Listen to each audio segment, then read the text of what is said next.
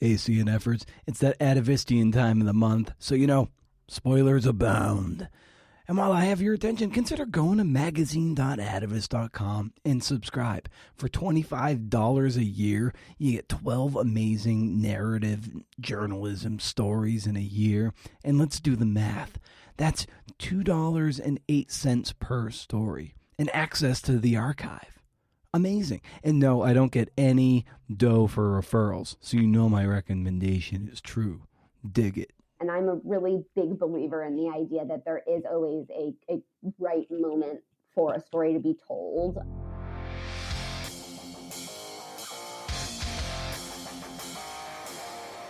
Oh, hey, CNFers. It's CNF Pod, the creative nonfiction podcast, the show where I speak to badass people, be it in journalism or memoir or personal essays or biography, documentary film. That happens sometimes. I talk to all of them about the craft of telling true stories. I'm Brendan O'Mara. How's it going? Today's guest is a repeat offender in the name of Nile Cappello. This is her second Atavist story since we started doing these Atavistian podcasts. She's at like the river __ on Twitter and at yes like the river on Instagram. And this time Nile brings us into the world of kidfluencers. This is the gnarly world of teens and tweens who make it famous and very rich on YouTube by unboxing toys, clothes, makeup, and they forge friendships and relationships called ships, we'll get into that act as middle school versions of reality TV. If it sounds gross, it's because it is. At the heart of this piece is a mother named Jonna Ramirez, whose life and family get upended by this kidfluencer landscape or ecosystem. Because of the internet, it's like the Wild West, but it's also a story as old as Hollywood itself. First, we're going to hear from Sayward Darby, editor-in-chief of The Atavist and author of Sisters in Hate. She's going to tease out this piece and get the editor side of the table. We always like getting both sides of the coin with these Atavistian things, which is pretty cool. You don't usually get that, right? But first, a little housekeeping. I would love it if you gave the show, I don't know, I like to call it a little podcast that could. Go ahead and subscribe to it if you like getting into the nuts and bolts of true stories. Be sure to head over to BrendanO'Mara.com for show notes and to sign up for my Up to 11 Rage Against the Algorithm newsletter. First of the month, no spam. So far as I can tell, you can't beat it. You can unsubscribe whenever you want, but know that I take it wicked personally. If you want to throw a few bucks at the show, visit patreon.com/CNFpod. Because this show is free, but it sure as hell ain't cheap. All right. I think that was a pretty tight intro. I'm trying to get these interviews, get you to the interviews faster and faster. Why wait? Here's Sayward. Ooh.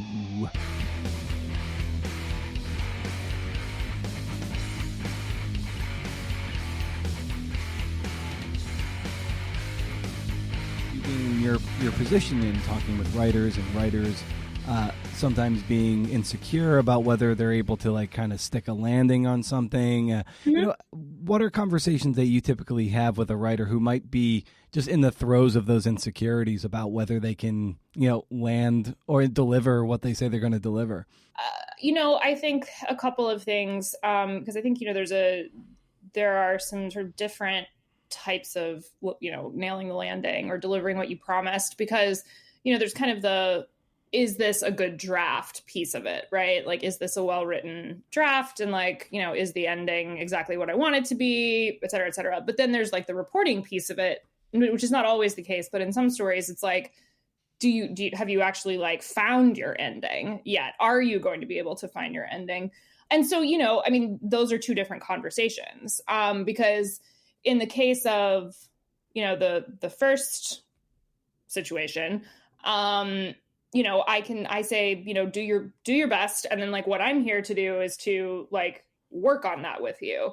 And so, send me a draft. It's okay if it's rough. It's okay if you don't think it's perfect. Honestly, if you did think it was perfect, I'd be concerned, because no writer ever thinks their work is perfect.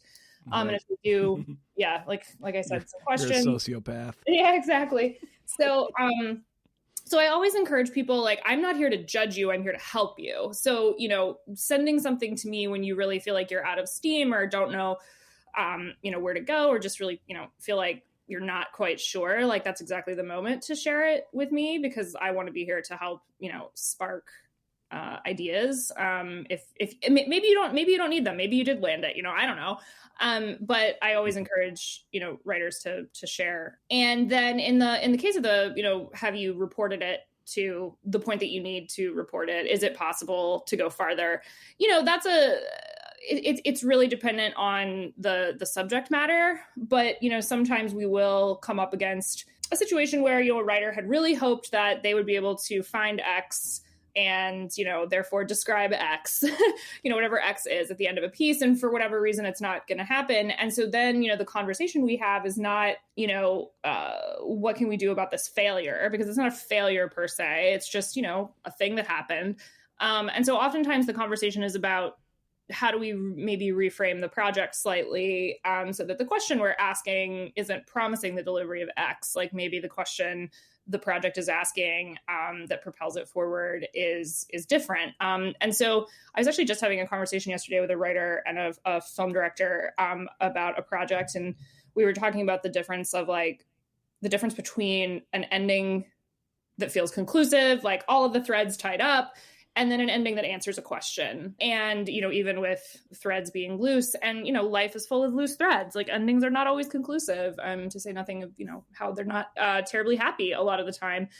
And so, at that point, I think sometimes people are like, well, I went down this path and therefore like I must reach the end of the path. And it's like, okay, well, what if we backtracked and tried a different path, which doesn't mean completely, reworking the story, but again, sort of re-angling it slightly. So those are kind of the two different conversations I would have with writers at that point. Nile Cappello is back, and that's got to be something that's got to be nice, working with a writer again for the Atavist, which is something that you don't often see a lot of repeat writers coming in. So what was it like having Nile back? Yeah, I because I calculate our royalties for our writers on a quarterly basis, and so I'm well aware of who's written more than once, because I have to add up the royalties from their stories. And there are a handful of people who, in like the first 5-ish years of the Atavist existence, wrote more than once. So Matt Scher,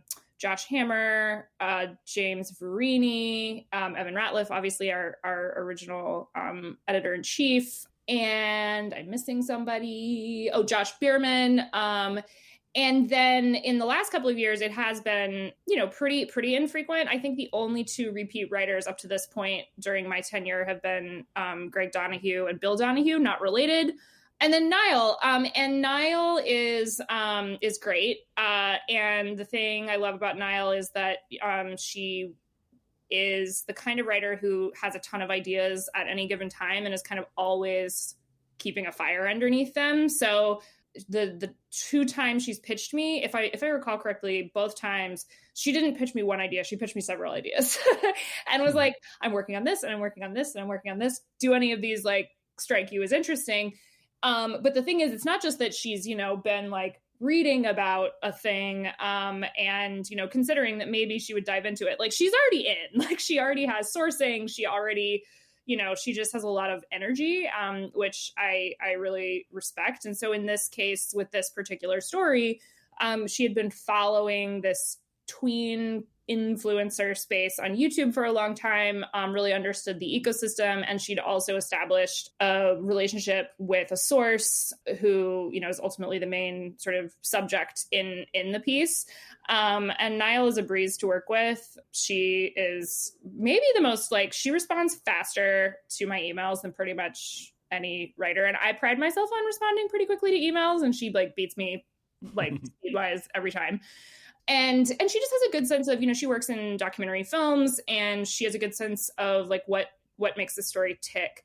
And so it's really fun to work with her. This piece is interesting because I guess you could describe it as fun on the one hand, but also I think this is maybe one of the scariest pieces we've ever run.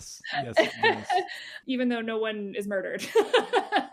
So yeah, it was an interesting project for sure. It made me think of Judy Garland too, and how with child actors and how they're handled, this is something that goes back, decades and decades, and it's just the medium and the format change. And nowadays it's YouTube and unboxing and these quote ships, which are these sort of faux relationships, and the merging of names and the erasure of identity, all for this really capitalistic gain. It's like such a gross sandbox to be playing in. So for you, even though the subject matter is just like objectively kind of gross, the quality of the piece and quality of Nile's delivery of it is it's wonderful.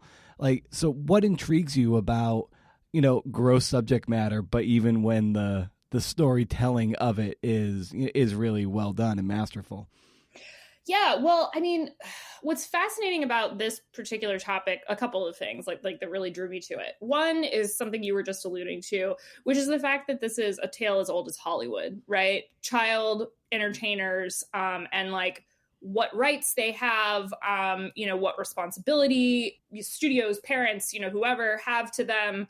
I mean, I guess we could, is it ethical at all to put children into entertainment? Kind of all these like big questions that have been around. I mean, and obviously before Hollywood as well. It's just that, Hollywood is the entertainment machine that we all know. And so there was this timeless kind of quality to it.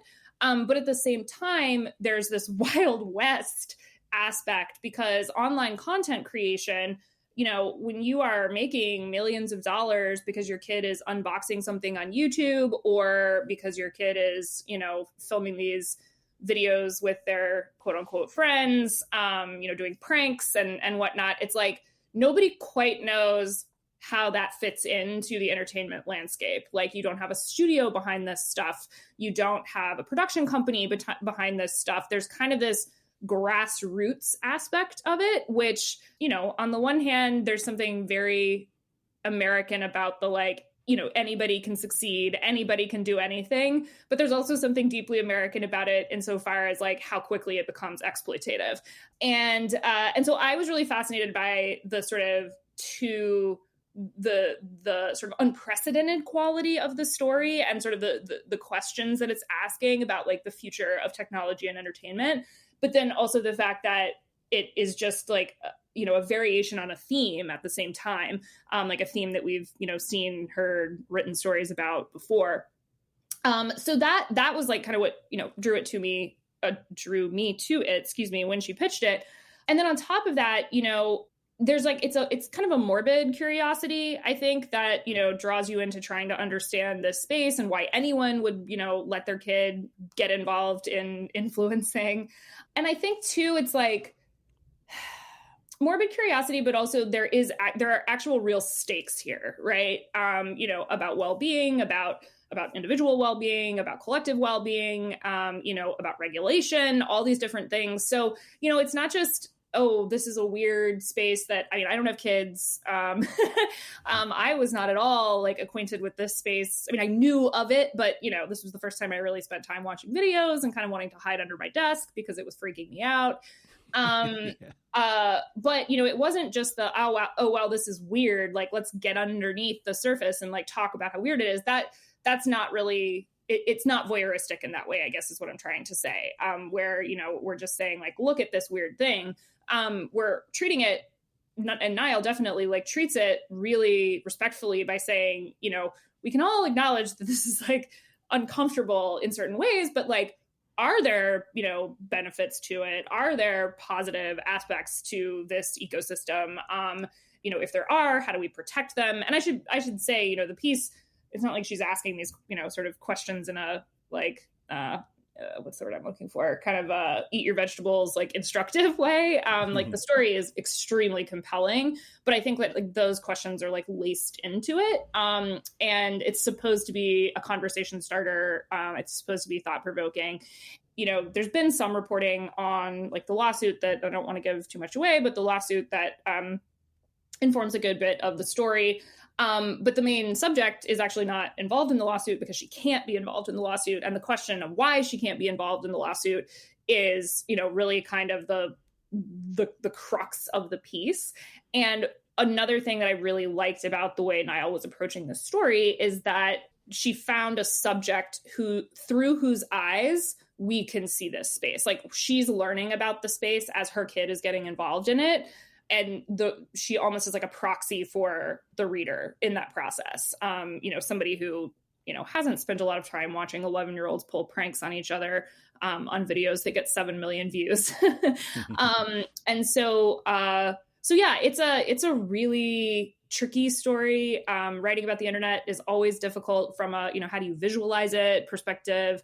But I think that Nile, she just like had the language, knew the kind of key players, and knew how to articulate this in a way that, when I ask things in my edit, like, I'm old, explain this to me, please. She really knew how to do that in a succinct, and, very compelling way. So yeah, I'll be curious to know how people feel about it. I just keep telling my friends who have kids, I'm like, if you can keep them away from YouTube, do it. Yeah, exactly. I think that's the lesson of it all. And it also gets to the sense of these how the kidfluencing landscape, how the influence cuts both ways. They're building this platform and celebrity, but it's also like degrading and rotting out the foundation of their families. And it's just, there's a fork in the road, like who's going to choose what and what direction do you go? And it's just this really rotten ecosystem that also permeates this piece. Right. And I do, I think, and I was having this conversation with Nile yesterday, I want to say maybe 2 days ago, we don't want to suggest that like, if you get involved in, if your kid gets involved in this space and you become like a stage mom for your kid, in the YouTube space, you are a bad person. Like that's not what the point of the piece is. Right. The point of the piece is that, if you make that decision, like there are these like rotten to the core parts of an ecosystem like this. And it's kind of a question of like, what do you do about that? If your kid wants to do this, if your kid is good at it, should you stop them from doing it? Or, where should you draw lines? You know what I mean?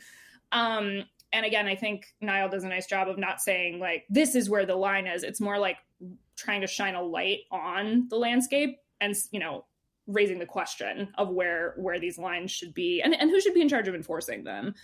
So yeah, it was a weird, watching videos with titles like pretending I forgot my boyfriend for 24 hours, like, and the entire premise of this like 15-minute video or whatever is that, this 12, 13-year-old hit her head and she can't remember who her quote boyfriend is. And that's it. That's like, it's like a sketch, and it's like weird reality TV for kids. And just not a world of videos. To be clear, I also didn't, having written a book about white nationalism, before I did that, I didn't expect that I was going to be spending a lot of time watching right-wing videos. And this is like, another like weird pocket of the internet. Yeah, I guess I would tell listeners / readers to click on links at your own risk. Yeah, that was one thing I could not bring myself to do with the draft I had embedded links to the videos of these kidfluencers. And I would just I would drag my cursor over the link and I would see the thumbnail. I'm like, nope, I'm not going near this. But anyway, this is great, Sarah, to get this little teaser of Nile's piece, and we're going to kick it over to her in just a moment. So, as always, thanks for making the time and talking a little about Nile's piece here. Thanks, Brendan.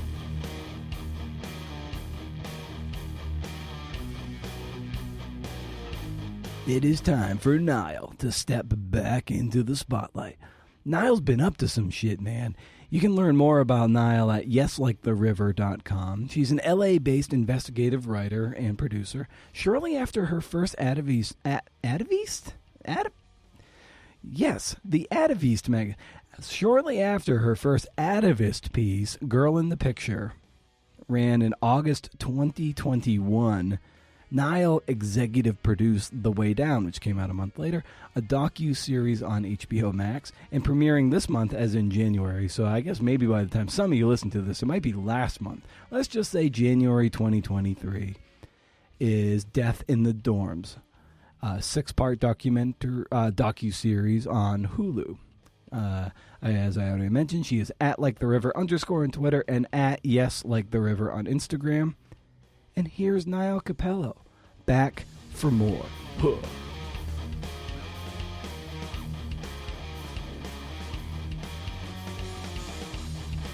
There are certain stories that or books that get us, excited about doing this kind of work, and then we kind of develop and evolve as writers and reporters or journalists, and sometimes those pieces still they age well and they still are still great to us. Sometimes they don't. And I wonder if for you, if there are pieces that inspired you, I don't know, 10 years ago, 5 years ago, that still hold up for you as you've developed as a writer and a journalist.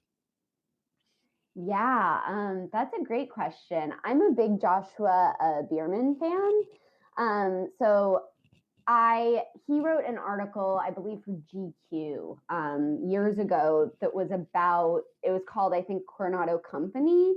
And it was about my high school and a drug smuggling ring that was like run out of my high school with a bunch of water polo players. Wow. And so that article is one that I think opened up this kind of world to me. It was something that, I related to on such a personal level, but was told in such a masterful way that really, brought us into this world that I did know quite well. And so that is something I think about. Obviously he also wrote the article that Argo is based on. He's written for Atavist. So he's someone in general that I look to his work, and he kind of opened up this world in a lot of ways to me that's kind of a hybrid of, investigation, but also storytelling, and, being able to really bring these characters to life and people and their plights and their struggles and the nuance and, their quirks and conversations in a way that, adds a lot of color and flavor to a story, but while at the same time, uncovering truths that really need to be told. So, in a different way that you might see it in, a news article or a news program or on the other hand, like a true crime book as well. I felt like that, he's someone I think of that really, kind of paved the way, at least for me personally, in this space and what the potential could be there. Nice. And when you stumbled across this your latest story for the Atavist, what was the nature of sort of the pitch process for you when it came to this particular piece, when you decided to bring it your second rodeo with the Atavist and Sayward? This is an interesting one because I've been following this space that the story lives in since, like, I would say early 2018, if not before that. So it's been, a good, what is that, 4 or 5 years at this point, that this has been a topic I wanted to address. I had been following, in general, kind of the business side of shipping and crushes. And allow me to jump in here. And what Nile means by shipping is not FedEx or UPS. And I still have a beef with FedEx for ruining a box of my journals and losing one of my valuable journals. And I've been journaling since I was 16, so like over 25 years. Anyway, doesn't matter. Shipping in this instance is the relationships between these tween kidfluencers and the merging of their names. Like, let's see, my wife's name is Melanie. I'm Brendan. So maybe our ship, if we were like 13 years old, we might be like Brelany. So anyway, that's the context of shipping. In a couple minutes, I even asked Nile to elaborate, but I just wanted to at least define it here momentarily. And she'll elaborate a little more, but that just gives you an idea of what shipping is, okay? And okay, back to Nile. Okay, let's just get back to Nile. Ethics of having brands and studios use tween relationships as a way to sell their products and make money.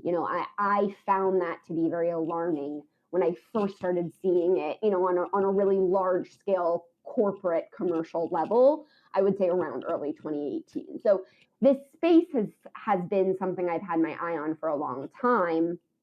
Once the news of the lawsuit broke in January 2022, I felt like there was finally a way into the story. For so long, I had really known that we would need whistleblowers to be able to open up about their firsthand experiences. It seemed so icky and concerning to me from the outside perspective.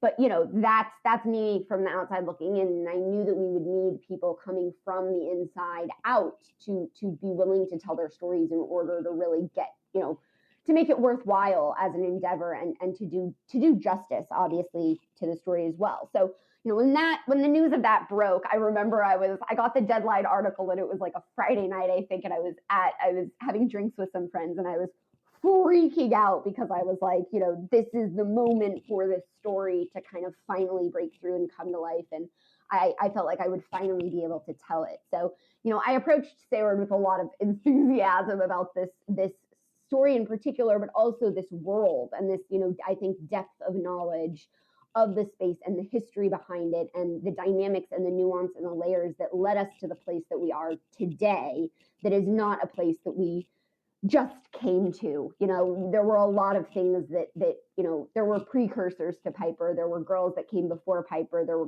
are girls that will come after, but I think we need to understand that pipeline and the evolution of this industry in order to understand the story, that I'm telling in this article specifically. And for those who don't know what ships or shipping is in the context of your story, why don't you just kind of define that term and what it means? Sorry. Yeah, I mean, ships, so it comes from the word relationship, obviously. And it's sort of this, idea of a fandom wanting to individuals together. It starts with characters. You have two characters in a show that you have that kind of will they, won't they relationship with. You see it as far back as, way far back, but you see it in Friends. You see it in, all the kind of classic sitcoms. There's always, two people on screen that maybe the fandom wants to end up together or is rooting for or rooting against. The idea of ships specifically is something that's kind of come out of the social media era, and specifically usually is talking about tweens or teens in the sense of, there being these creators that people want together. They often end up having these like portmanteau names, a la Brangelina. One of the early ones that I mentioned in the piece was, Hayden Summerall and Annie LeBlanc, who now goes by Jules. But, at the time, they were known as Hanny. And, they did a lot of filming together. They promoted products together. They posted social media, Instagrams, YouTube videos. They were at the time doing covers, musical covers, music videos, all of that together. They were singing romantic songs. They were posting hearts, and the fandom really caught on to that, and would be hashtagging Hanny, and there were all of these edits being made by fans and accounts dedicated specifically to looking at any time these two individuals were seen in public together, or did they hug in this one clip, or did they hold hands here, or what was happening in this moment. And that was one of the early examples of kind of ships as becoming its kind of own living and breathing phenomenon. Yeah, and given that you were following this since 2018 or so, and then it wasn't until the 2020 lawsuit kind of breaks, and then you're able to run with it in a way that you weren't able to before. And I think that really speaks to sometimes we have to be really, patient and sit back and wait on stories and pursuing certain stories. And that's a unique muscle to develop. So can you just maybe speak to having some patience and letting things play out before you kind of jump the gun and have this pitch before you really know that there's a true animating force behind it, as much as you want there to be one? Yeah, it can be so hard, but I'm a really firm believer that there's a moment for every story. I say this with every, I do a lot of obviously journalism, but also docuseries and documentary work as well. And I'm a really big believer in the idea that there is always a right moment for a story to be told, and that it will come together. And sometimes that does require patience, but I think you want what's best for the people involved in that story. And it's not always about when I want to tell the story. It's sometimes you have to let the story figure out when it is ready to be told, and see your place as a journalist as kind of being that bridge between the people whose story it is and the public, and when that right moment to bridge that gap is. And it takes a lot of, I think, working with the people involved and following the story and giving it time to breathe and giving yourself time to have conversations with people and really figure out when something is going to have the most impact, but also in the best and healthiest way for everybody involved in a story like this. Yeah, and as you're being patient and waiting for a story to have its moment, you obviously have to be cognizant of having irons and other fires, just to make a go of it and make a living. So at any given moment, how many ideas and stories do you have in various forms or phases of production? I have a pretty, because I run my own production company, I have a slate of, I'd say, between 7 to 10 projects that I'm working on at any given time. Of course, at various stages. I just had a series drop in January called Death in the Dorms on Hulu. That was something I was working on for a long time, but also had a whole team working on the production of that with me. This has been something I've been working on for a long time, obviously. I have projects right now that are in early stages of development, just at the point of, I'm starting to reach out to people and make introductions and, gauge the feasibility of telling those stories. I have, projects that are at the point of, okay, we're putting together materials to go and, find partners or networks or, publishers. And I have projects that are actually, actively in production being made, whether they're being written or produced at any given moment. So I have a pretty full slate, but I would say that it's always moving and it's always at different stages and, different pieces moving at different moments. I think that speaks to a lot of freelancer types that might have a lot of different types of projects going at the same time. Certain things like a long form journalistic piece might not be as monetarily lucrative as even just like a content marketing piece or whatever. So there's always like these little fiefdoms going on in anybody's day. And it can be hard to juggle and keep organized. Do you have any insights or tips for anyone who might struggle with organizing multiple projects that kind of cross disciplines? I'm a huge, I'm an organization nerd. So I'm I'm very big on organization. I am a huge Google Drive person. I use spreadsheets for everything. So every single project I work on, my first step is to create a massive spreadsheet that has, a tab for characters that includes, name, description, location, any contact info, call notes, outreach notes. Then I have a tab that's, usually articles, that's, headlines, description, links, authors, publications. I have a tab that, is for video or audio. If it's a documentary, that's usually very important, is, collecting whatever material we have on the archive. And I usually start with that as, just to wrap my head around a story, figure out who is going to be important, what materials are out there already, what, lines of inquiry I need to be following. And that helps a lot. And that, I think has been a good system for me, but I think you also have to figure out the system that works best for you. There's a lot of different programs. There's a lot of different organizational tools.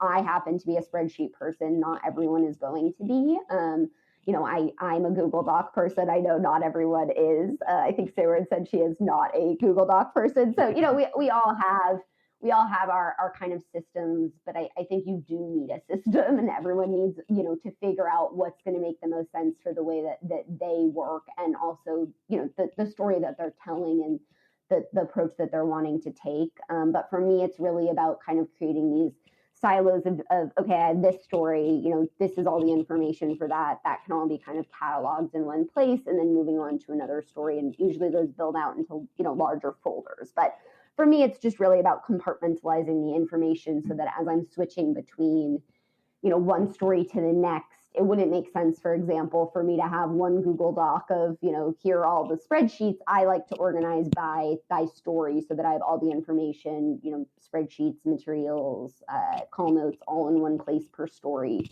Because that allows me to kind of jump from story to story without getting confused. Moving on to your piece in more detail there. What struck me about it too, there was a certain timelessness to this too, because you can go back to child actors and how they've been exploited over the years, Judy Garland and everything. And it's like, it's something that has been with us, and specifically in this country, I imagine elsewhere, but it seems uniquely American, that that goes back decades and decades and decades. And just the medium has changed, be it, vaudeville and stage, and now, or movies, and now it's moving to internet and social media. So, just what do you make of that as the backdrop of this piece? I think it certainly is. I mean, that's what really struck me, and how I've described this story to many people is, it is like when Shirley Temple was working, and, the fact that she was exploited in various ways, and there had to be all of these laws put in place, because you have Jackie Coogan and the Coogan Law for a reason. All of these laws that are put in place to protect child actors are based on the fact that child actors were being exploited. Unfortunately, I think, like you said, especially in America, that tends to be the way our legal system works with regulation. It when we see problems, then regulation comes in to try to rectify something. And that's what we saw with Shirley Temple and Julie Garland and Jackie Coogan and all of these child actors that ended up having their money stolen, or being abused and being exploited in various ways. And they created the laws so that now when you go on, a big movie set that has child actors, there are tutors on set, and there are very, very strict laws. I mean, I grew up in LA. My dad's a cameraman. I grew up on set a lot, and it's very clear, that it's a professional environment, and something that the people take very seriously, because they don't want to get in trouble with the child labor law violations. And so, there are tutors, there are very strict guidelines on how many hours kids can work. And, if they haven't met their school hours, then they can't be on set. And if they go over a certain time, then they have to leave. They're very strict and careful about that, because the laws are taken very seriously. What we're seeing now is that social media and the internet and YouTube, digital content, has created this space that, I say it in my piece, and, other people have said it too, that it is this Wild West environment where, we're kind of back to that time where, unfortunately, I think there are going to have to be cases that like this, and there are going to have to be lawsuits like this that end up creating enough momentum to put in place laws that protect kids in these situations. Because right now, we're kind of, I think, in that time and in that moment that we had with Shirley Temple and Julie Garland and Jackie Coogan, where they were working during a time where the laws were not put in place, and then they were put in place because of them. I really think that that's exactly where we are right now with social media and digital content creation. Yeah, and the main term of this is like kidfluencers, and it's these kids and tweens who have box opening things, for be it for toys or clothes or makeup or you name it. So maybe for those who might not be as familiar with this world as you are, given that you've been immersed in it for a few, or just in terms of the research, immersed in it for a few years, what the kidfluencing landscape looks like. Yeah, it's a really interesting one. I mean, I think, people want to see themselves reflected in the content they are watching. We watch Bravo and Real Housewives and reality shows for a reason. They feel relatable in a certain way. Obviously, there's either an outrageous or, a aspirational element to a lot of those shows. But at the end of the day, we know someone like those people, or, we can relate in some way, which is why I think we are often attracted to those types of programming. In the same way, kids don't want to watch that type of stuff. They want to watch kids. They want to see their own reality, in some way, in an aspirational way, oftentimes with these unboxings reflected on screen. I think it makes sense that that's the type of content that they would want to see. The difference that we've seen really in the past decade is that the kids have become more and more the decision makers behind what content they're watching. I think with the introduction of the iPad, and then with the integration of the iPad in schools, especially, it really became, seen as this tool, and is a tool in many ways. It has a lot of positives, I think, for children. But the more that kids were being given iPads and given kind of free reign to make those decisions of what content they're watching, the more and more they were gravitating towards content that reflected, that had other kids and was being made not just for kids, but by kids. You know, we as adults can guess all day long what a teenager is going to want to watch, but who knows better than another teenager? You know, you have channels like Brat that really capitalized on that YouTube space. And the fact that these teenagers were you know, becoming the decision makers in terms of the content. So that I think is kind of what has shifted there, is that, you know, we've seen kids really have more access. I mean, I say this in the piece, this is the first generation that will never not know life without the internet. I'm a millennial. I remember when, you know, I got a phone. I remember when I got Instagram in college, you know, all of those things. And it's just not the same for kids now. The integration and the way that they are, you know, have technology as just a part of their lives is something that I don't think we can fully understand.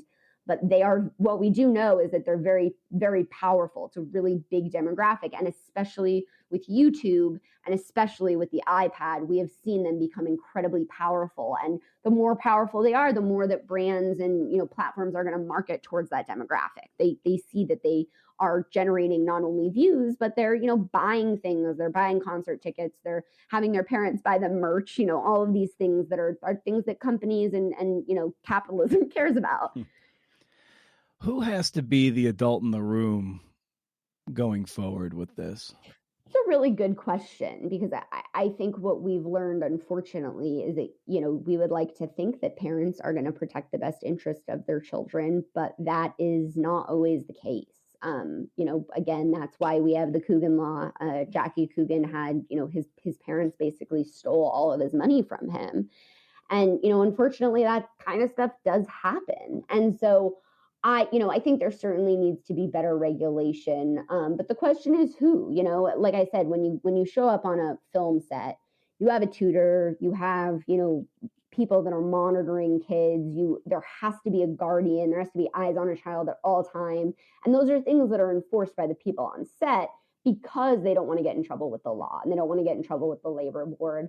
When you walk onto a YouTube set, it's really not the same thing. You know, it's just not that big of an operation. So you can also understand why, you know, it would in theory be pretty impossible for a labor board to, you know, to oversee all of it. But there certainly needs to be, especially in California and Los Angeles, where this is happening more frequently. And you have, you know, kids that are living in content houses and, you know, coming out here to pursue careers in this and then becoming the you know, sole source of income for their families. I mean, there are a lot of dynamics here that, you know, I think we need to unpack. And unfortunately, I'd love to think that we could leave it up to the individual families. But what we've seen is that's just not the case. And right now, I mean, I think you see this in the piece that, you know, it's very hard for a parent to stand up when they, you know, against this type of thing. And if they do see problems, to really get support for that. And so, yes, I think this lawsuit is a major step forward. The fact that, you know, it's gotten the attention of the labor board is a huge deal, but we haven't really seen yet what is going to come of that and, you know, what type of regulations and oversight could be put in. But I do think there needs to be some sort of, you know, another layer of oversight from, you know, a legal standpoint that would be able to hold these types of people accountable, or else you're creating an environment where kids are just going to continue to be abused. I mean, you know, it's easy to see how this happens. Yeah, and Jonna Ramirez is at the heart of this as sort of the conscience of this piece, and it was, you get a real sense of her desperation as how the kid-fluencing landscape really cuts both ways. It really can be very lucrative to a lot of people, and it built a platform, but it also is at the root of basically the dissolving of her own family. And it was you know, really like heartbreaking to read her as the beating heart of this piece, the conscience of this piece. That's exactly how I feel. I mean, I think her story serves as a really good kind of surrogate for the reader, in the sense that, you know, I understand from her perspective how this happened. You know, I see it. They came in, you know, as professional, her kids were professional actors. They were doing commercials. I mean, her daughter was, you know, performing in theater productions. This came through LA casting, like, you know, any other job you'd apply for in LA. And, by the time she kind of figured out what was going on, it in many ways was too late. And I think, it brings in a lot of questions also about, teenagers. I mean, people, one of the things people have asked me after reading the piece is like, who is, how is this happening? Like, who is enforcing this? Who is keeping her from her family? And, the unfortunate part of this is, to some extent, is her kids are not little kids anymore. They are teenagers, and, they are, to some extent, have a right, of course, to express their opinions on this type of thing.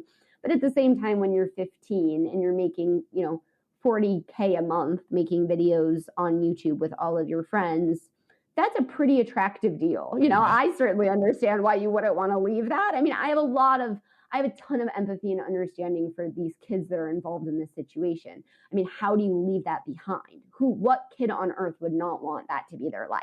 I mean, literally.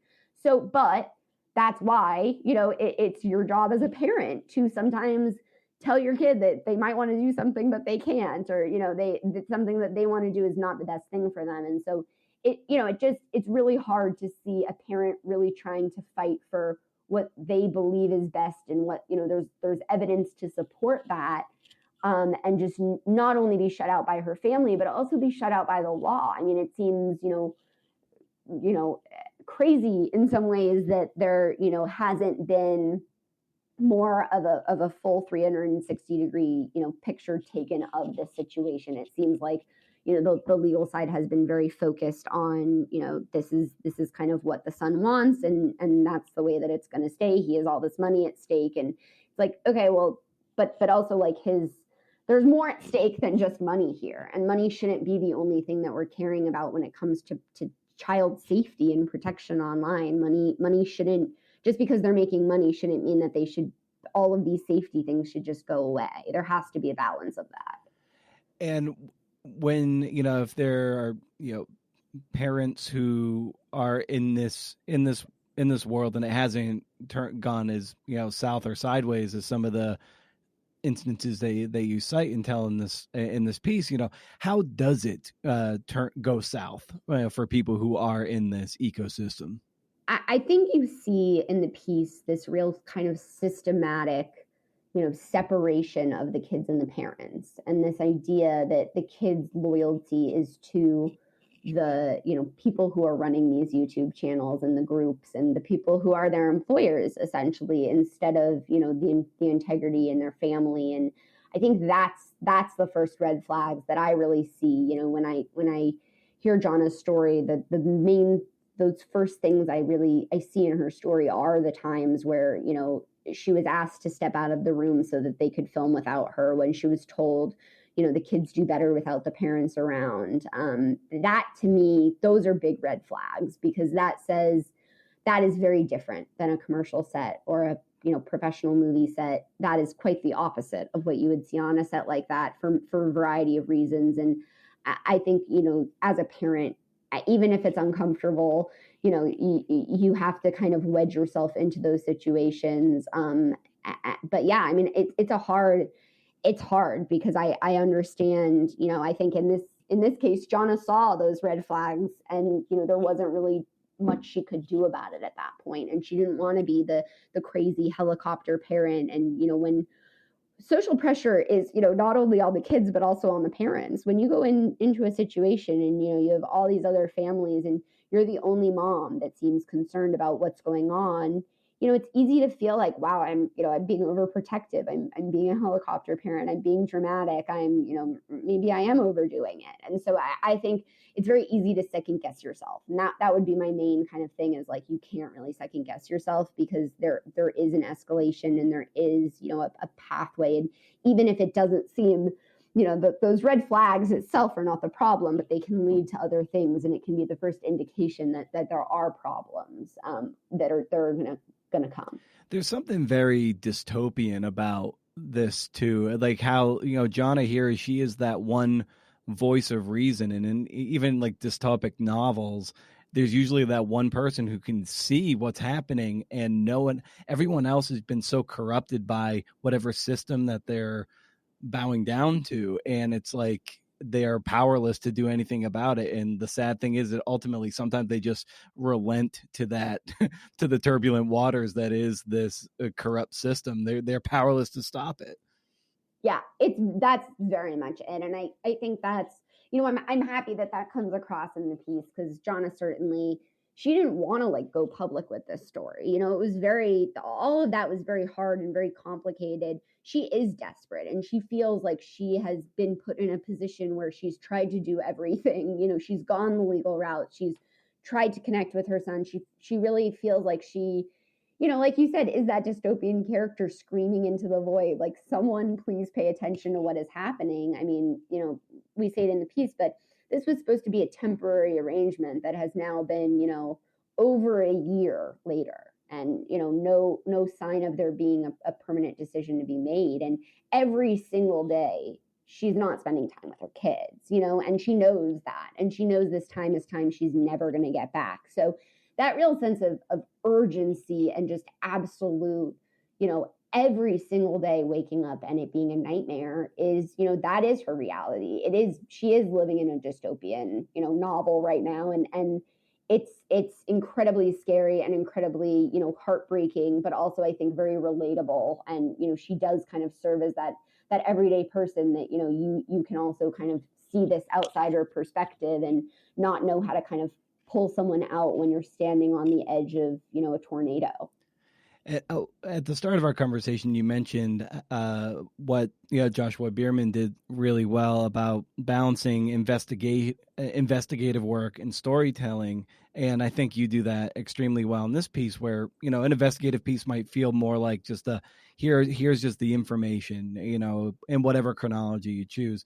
But this does have some more those storytelling beats that we come to know with Atavist stories, and very well crafted ones. So when you're crafting a piece of this nature, how do you strike that balance between the investigative work but also trying to write a good yarn? Yeah, I'm always looking for characters and like scenes, I would say. So I'm always, for me, it's all about who is the reader going to identify with? Who are they going to, whose story are they going to relate to the most? Who has, the story that is really going to tug on those heartstrings as well? Figuring out the characters is kind of always my step one, because you can have a really great story, but if you don't have characters that the viewers or readers are going to care about and, want to root for and relate to, then I think it can be very tough to sell them on a story. So for me, it's big about characters, and then also about these scenes, these moments, that, maybe that's because I come from a doc background as well, but I'm always thinking of these moments and interactions, and, not just laying out this happened. And that's something I think Sayward has really brought out and pushed me to do as well. Is, I've done a lot more of that, like, kind of traditional reporting style in the past, but what's great about Atavist is they give you the room to kind of create these moments that you can live in and sit in as a reader and be there and be like really along the journey with them. And so I think you see that, pretty well in the piece, the way these things unfold, but it's not just from a perspective of this happened, but also how those characters feel and move through those experiences and what that felt like at that time. And I think that's what can get a reader to really care about a story, and really, the type of thing that makes someone finish a piece and go online to research, or, write an email to, the people involved, or, reach out or share their own story. Like that to me is the point of this type of journalism, is to motivate people to care about it. And I think the way you get people to care about it is to really have them, go on that journey along with the people in the story. And I love hearing how writers or reporters go about structure and being edited. And, over the course of this piece, what was the idea behind, the scaffolding that you laid down for this piece, and also just the editing dialogue to make it as good as it is? Yeah, it was an interesting process, because I very much approached the piece originally from a bit more of a bird's eye view perspective. And I, had kind of looked at multiple of these different stories and weaved them together. And in talking to Sayward and just talking to, all of the sources for this piece over many months, I really felt like Jana's story is the stakes. I hate to say this, but it is in some ways like the worst case scenario for these other people. This is why, all the parents in the lawsuit are trying to not be Jana. They, are afraid of having their family torn apart by this situation.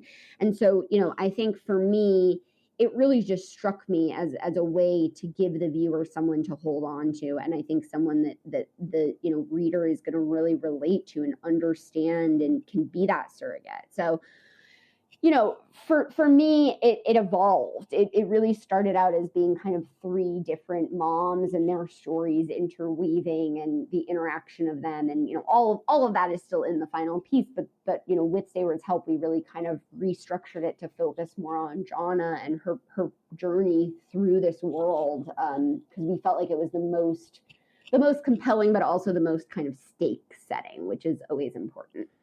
Yeah. And when I was in, I would say the age of, some of these kids that are featured here in these various videos, like I was, mid 90s ish. And at that time, it was like these sort of like bubblegum colored magazines. And it would be like, all these little things like who's with each other, who's not, all that little drama and all that stuff. And so that's always been around.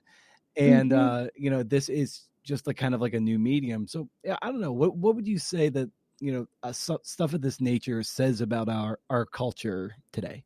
Yeah. I mean, I think it's this specifically, I think the difference, because me too, and this is something that I think about a lot and thought about a lot when writing these pieces. None of these things are new. Everyone's always had crushes. Yes, maybe the term ship is new, but there was always like, oh, I really, that popular girl and that guy, those two people should be together. You watched shows and you were like, oh, I think, it's Corey and Topanga on Boy Meets World. It's, of course, we've always loved this stuff. I think like Justin Timberlake and Britney Spears too, like in the early 2000s. You're like, oh, all right, that sounds interesting. Totally. I think the main difference, and this is, I think, overall what we're seeing, is that the barrier between celebrities and regular people and the barrier between movies and film and, acting and everyday life is really breaking down. First of all, it's not just like, oh, Wednesday after school, I'm going to rush home to watch the new episode of Laguna Beach, or The Hills. It is, okay, this new vlog dropped from this, creator I like, who's like another teenager like me, who, is putting a YouTube video that I'm now watching, in the lunchroom or in the bathroom at school or laying in my bed on demand. So the accessibility that you're having to these people on screen is just completely different than you've ever had before. It's different than going to a movie and sitting in a movie chair and watching an actress on screen and being like, she seems like someone I would relate to, and seeing them in tabloids. You're getting a much smaller picture of these people. Today with the internet and social media and YouTube and vlogging, and especially with influencers, I mean, the whole kind of appeal of influencers is that you are getting the behind the scenes. You're getting more than you would get with an average celebrity. And so with that access, though, increases these parasocial relationships. So you feel like you know these people and you feel invested in these people's lives in a way that you are not with an average celebrity. I mean, people care about average celebrities, but I think there's a ferocity and a I feel like I know this person in a way that you do not typically get with an average celebrity. And on the flip side, you see that with these kids. I mean, that's to me one of the big issues you see with crushes and ships. These are things that typically happen, in a lunchroom. I remember in middle school having my friends come up to me and say, this kid likes you. And you're like, I've never thought about that kid before. But all of a sudden you're thinking about it. You're like, he's kind of cute. Maybe I do like him. And, you get these things planted in your head. That's a lot different when then it's an adult who is going to profit off of that, putting that in your ear. And so those, it's really the kind of commercialization of these very natural and normal occurrences, but in a way that we, having the adults also influence these things in a way. And then what I was going to say is, on the flip side, you have the kids as well. You have these actors who are, it's a lot different than a traditional actor where you're being hired to play a role and you're going on set and you're playing that role, and then they say cut and you go home and you're back to your normal life. The line between when you're acting and you're not acting for these kids is very unclear. And so, okay, is it a ship for the cameras? But at a certain point when, you're 13 and you're being told to kiss and hug and hold hands with a kid, and pretend to be in a relationship with them, and sometimes feelings are going to get involved. So the lines between all of these things, I think, have increasingly broken down with the rise of social media and influencer culture. So we don't have that traditional separation between art and life, between reality and fiction. It's all kind of blurred now in a way that can be very, very dangerous for these types of situations. Yeah, I think the elephant in the room too is the fact that it's internet based, is that it just leaves everybody open to like a lot of like creeps out there, pedophiles, and everything of that nature. Well, it's to anyone, it's that accessibility, the same way that you might have a middle schooler laying in bed and watching, these videos. That could be, you don't know who's watching those things. And yes, you might want to say that the target audience is other teens, but you have to know that this is, what's happening. And we, you hear a lot about these, photos and images ending up in places that, of course they're not intended to be. But as a parent, I think we're in general as a society having a lot of conversations right now about mommy vlogging and the safety of, showing your kids on the internet, because you really can't control. Yes, you're posting a photo of your, 2-year-old, in the tub to your followers. But if your Instagram profile is public, anyone can see that. You might think your YouTube channel is only reaching, a small audience, but anyone can see those things. Anyone can take a screenshot or, a video grab, and that video can end up anywhere. And yes, again, maybe that is not the intention. But if you are putting your child, in this case, your teenager, in very small outfits, in very compromising positions and situations where they're talking about sexuality and relationships, it is inevitable that it's going to attract people that you don't want watching that content. And are you willing to take that risk for followers and money? That is, that's really the question. And I think we'd all love to think that the parents would be responsible enough to not want that, but this shows that it's not as cut and dry as that always. Very nice. Well, Nile, as I like to bring these conversations down for a landing, I always, I don't know if we did this last time we spoke, we might have, but I like asking guests for a recommendation of some kind for the listener out there. So I don't know if you've been able to give that any thought, but it would be nice to get a recommendation from you. It could be anything from a book to like a brand of socks you're really excited about. Oh my God, I love that.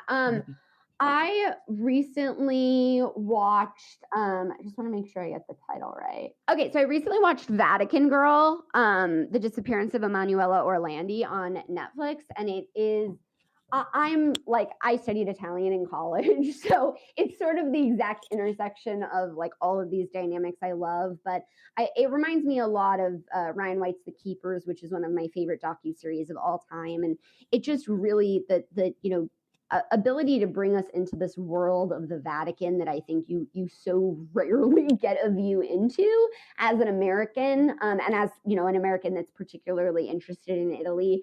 I just found it to be an incredible story and a really worthwhile one, and that Emanuela Orlandi is someone that we all should know. She, as a character person, she really struck me as someone that I felt almost guilty that I didn't know her story beforehand. And so anyone that I think, anyone I can get to learn about her and learn about this case, I think should. So that would be my recommendation. Fantastic. Well, Nile, this was great to catch up again and get to talk about this really illuminating piece that you wrote for the next Atavist. So thanks so much for the time and for coming on the show again. Thank you so much for having me. It's always a pleasure. I really appreciate the conversation. Oh, thanks for listening, CNFers, and thanks to Nile and Sayward. What a privilege to talk to those two. If you like this conversation as much as I did, and I did, consider sharing it and tagging me and the show at CNFPod on Twitter, or at Creative Nonfiction Podcast on Instagram. In any case, consider heading to patreon.com/CNFPod to throw a few bucks into the tip jar. The show is free, but it sure as hell ain't cheap.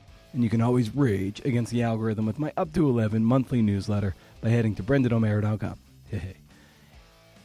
As many of you... Okay, no, strike that. As some of you know, I usually have something of a parting shot here. Call it a blog post, call it whatever bullshit I'm dealing with.